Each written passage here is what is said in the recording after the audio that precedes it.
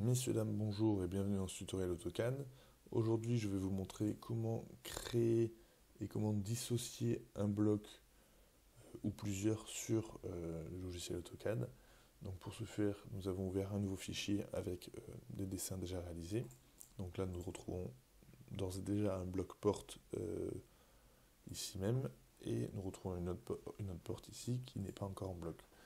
Donc tout d'abord, quel est le principe d'un bloc? Le principe d'un bloc étant de lier un groupement de traits ou de dessins afin de faire qu'un, tout simplement, et de pouvoir le déplacer entièrement sans avoir à faire une sélection multiple, par exemple, pour pouvoir, là si je veux déplacer cette porte, il faut que je sélectionne tout ça pour pouvoir la déplacer, pas de problème.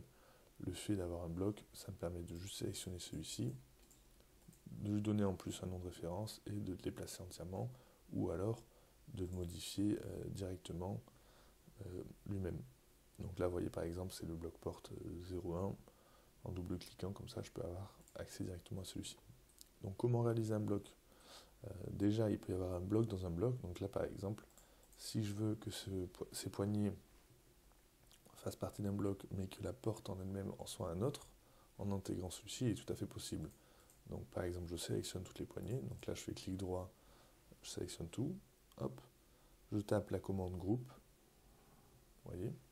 Donc là, il me propose groupe, je sélectionne et tout de suite, ça m'a créé un groupe de portes.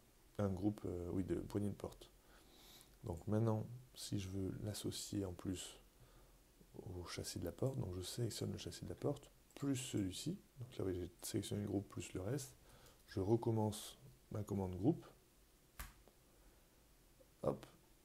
Et là, normalement,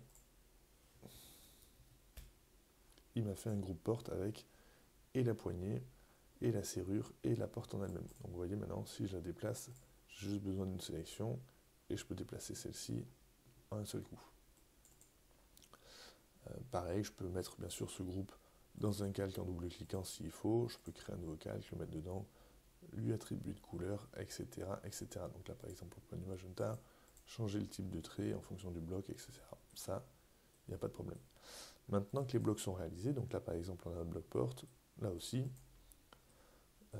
si je veux modifier celui-ci, il faut bien sûr l'éclater. Donc pour ce faire, je le sélectionne, je peux taper la commande dissocier groupe, donc là hop, et tout de suite, vous voyez, ma porte est redevenue comme elle était auparavant.